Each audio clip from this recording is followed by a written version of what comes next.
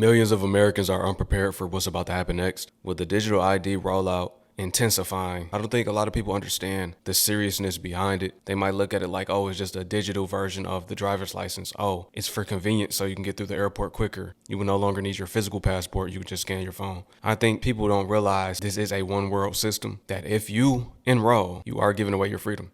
We will be the last generation that had freedom and had it taken away. As you compromise, the tactics will get more intensified. Family, you already know what to do. And if you're brand new too, thumbs up this video so YouTube can push this content out. Smash subscribe to join the tribe and ring the post notification bell as well. All right, let's get into this video. Watch all the way to the end, family. Make sure you share this out to somebody that might not know what the digital ID is all about. This one is titled Digital ID Jeff Taylor. If you opt out, they will come for you. Basically it's a form of an open prison, really, because what happens is that you end up having yourself digitized into a big, huge database.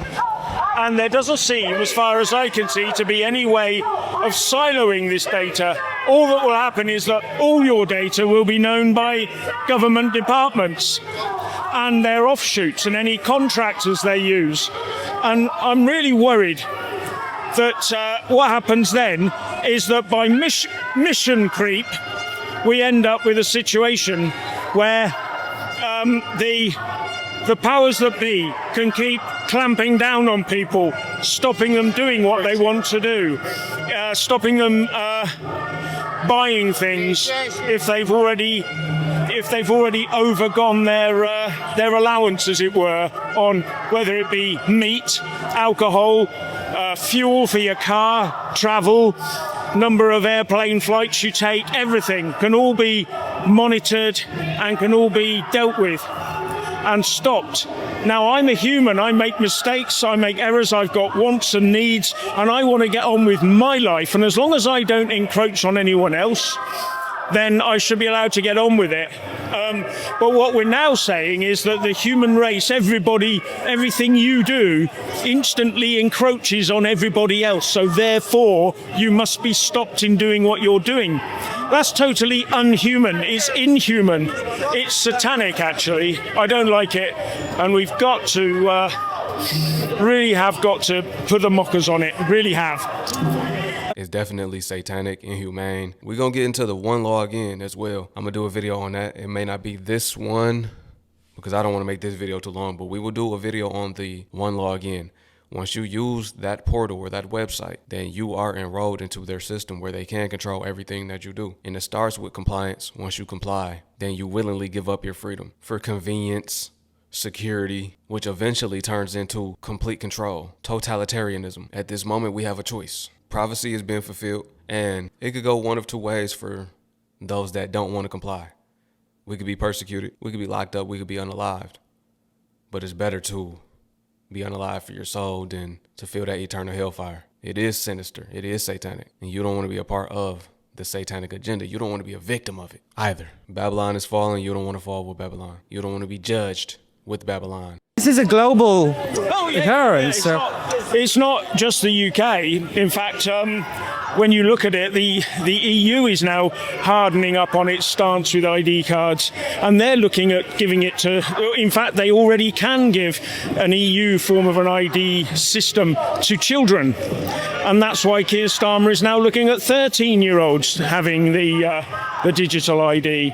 It's coming for veterans, it's coming for company directors, and that means in the end that it'll spread out from there. It'll spread out to not just veterans on a military pension, it'll be all pensioners.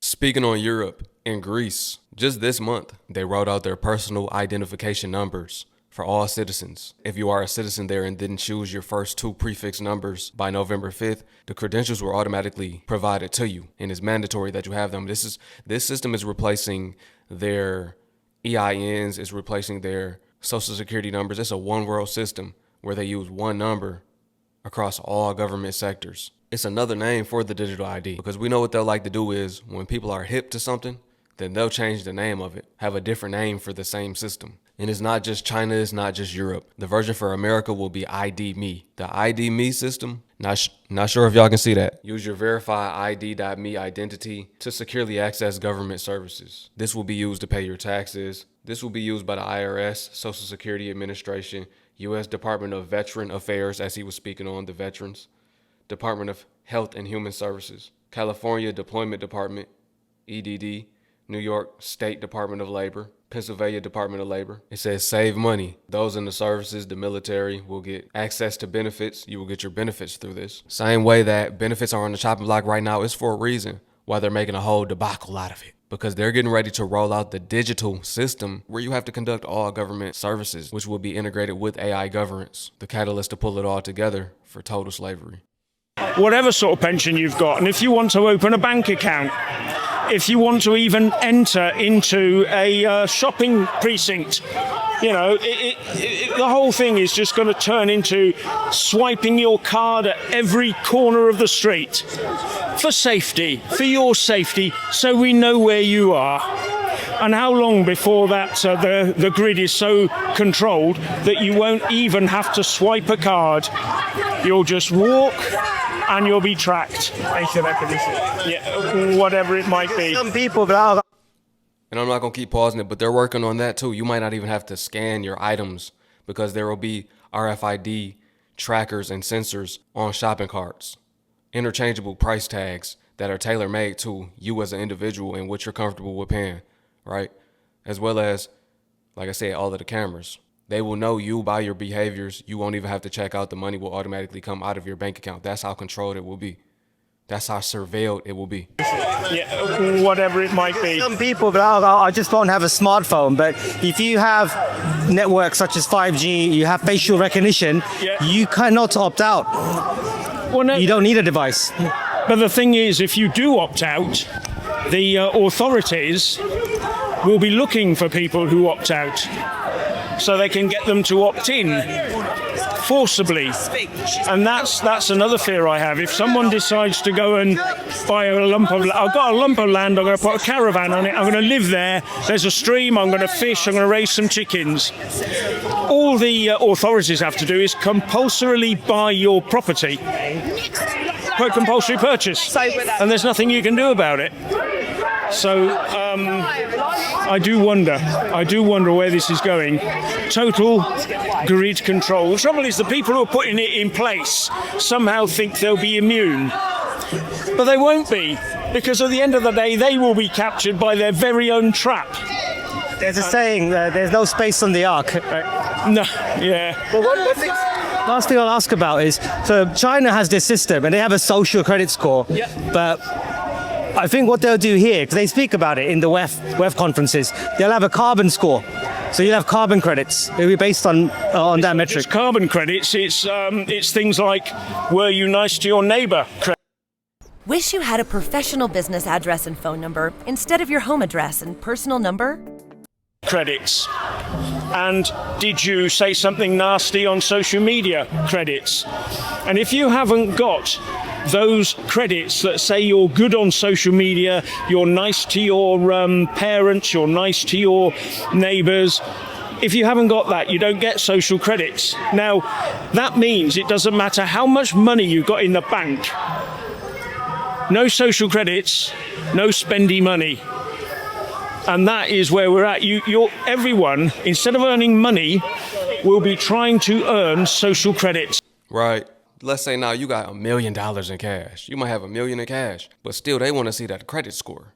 The money you got don't matter.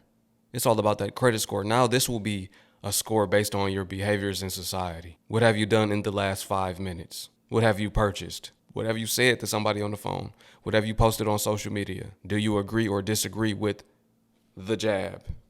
Have you gotten the jab? If you didn't get the jab, your score going down. If you disagree with this crazy system that they're trying to roll out, your score goes down. Now you lose access to benefits because freedom will become benefits now. You only benefit if you are a part of the system, if you agree with the system, if you're a bot, basically, if you haven't unplugged from the matrix. Those that had, like you said, it takes nothing for them to send the police to come and get you. And this is where we're going to bring in scripture right quick. Revelation 13, 15 through 17. And he had power to give life unto the image of the beast, that the image of the beast should both speak, and caused that as many as would not worship the image of the beast should be killed. 16. And he causeth all, both small and great, rich and poor, free and bond, to receive a mark in the right hand or in their foreheads, and that no man might not buy or sell, save he that had the mark, or the name of the beast, or the number of his name. This is the verse that everybody's throwing around too, because it resonates the most with this system where we won't be able to buy or sell. Pretty much be a part of society, to sum it up. You won't be a part of society. You won't be able to buy, sell unless you get it. And if you don't, you're going to be killed. Revelation 24. And I saw thrones, and they sat upon them, and judgment was given unto them. And I saw the souls of them that were beheaded for the witness of Yahusha, and for the word of Alua, and which had not worshipped the beast, neither his image, nor have received his mark upon their foreheads or in their hands. And they lived and reigned with Mashiach 1,000 years. Plain and simple. If you don't receive the mark, you could be beheaded, but in the end, you will be resurrected, you will rise and reign with the Messiah, Yahushua HaMashiach, for 1,000 years. Then Hashatan will be let out again, try to tempt our people, one last go around. We're getting much, much closer to it, y'all. They will be looking to social credits is the new money, because without it, you can't buy and sell anything. And I don't think people have actually realised that either in the big scheme of things. So yeah, worries me intensely, really does. And nothing I hear from Keir Starmer or this government gives me any confidence, especially when he says it's going to be mandatory to have this to get a job. That's the start. And he's only doing that as a reaction to what's going on in with the immigration system, people coming over, working on the underground economy, or even in the open economy, but with not paying taxes, not paying insurances, borrowing other people's licenses, and all this sort of thing. Because I do have to wonder how many of them do actually have a license to operate a delivery motorcycle. You know, you have to have lived here for a certain amount of time to even qualify to have one. Do you not think that's just the excuse they're using? Yes, The Tony Blair tried to push this through. Yes, it is just an excuse. Absolutely just an excuse. And it's, well, you've seen who's at the head, haven't you, here with March, David Icke. He came out with that sort of problem, reaction, solution thing. And is he right? I'm asking you, ladies and gentlemen, is he right? You know, problem, there's the problem, here's the reaction that you're making, you want something done, and here's our solution. Plain. ID cards, isn't it wonderful? Yeah. What could regular people do? Because Exactly, and I speak on that a lot. Shout out to David Icke. He's part of the awakening, right? He's been speaking out against this system for a long time. People thought he was crazy. Now we're here, right? Problem, reaction, solution. The problem that they are trying to tell us is immigration. But they created that problem. They let all of the immigrants in by great numbers. Then they get a reaction out of the people. Well, they say immigration is a problem. Put them on the news for being violent and committing crimes. Let them out. Don't even sentence them. Before that, they gave them benefits. They gave them $10,000 in food stamps. Free housing for 2 years is what they were trying to do. Luxury apartments, 2 years rent-free is what they were trying to give them. You think that's not going to make the people react when people struggling can't get that? Right, so problem, reaction, solution. They create the problem and the solution. And their solution is the digital ID. So you made the problem. Y'all let all these people in here. We reacted. Then y'all say, hey, we could fix it. Since the migrants are here undocumented, and since it's not safe due to them being here committing crime, this is how we could solve that. Everybody got to enroll in this digital ID system. How does that even make sense? It doesn't. This is why you got to be a critical thinker. And those that are the ones they're afraid of. Those are the ones they're trying to stop. Those are the ones that they don't want to speak out. They want to silence them. a lot of people are not really, I don't think they're aware of the absolute treacherous dangers of having the ID card. They just see the convenience. Like, once they start hearing about it, looking into it, understanding what it is, what can regular folk do? What can people do? Well, this is the problem, isn't it? This really is the problem. Because if you think about it, people are going to be frightened not to comply because their job's at risk, they're told, and all the rest of it. Now, if you go on to massnoncompliance.org.uk, you'll find a list of stuff about the sort of things that's going on and what you can do.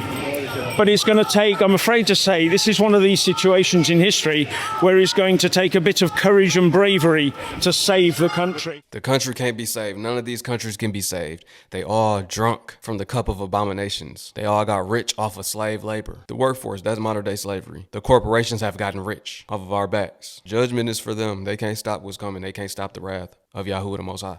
So it's nothing that anybody could do other than get out of her, my people, so you are not judged with this corrupt, wicked system. That's all you can do. Keep the commandments, endure to the end. That's all you can do. He who endures to the end will be saved. That's all you can do. Fighting back, it ain't gonna stop nothing. They're doing this because they know their time is this close to being up. They got a small window of opportunity to take people down with them, as many people as they can. They've been given that amount of time, mind you, by the Most High. He's allowing this to happen. We got to look at it like it's a test. It's a test for us. But at the end of the day, we know that judgment is not for the righteous. We got to look at it from the positive standpoint. Just endure to the end to be saved. That's it.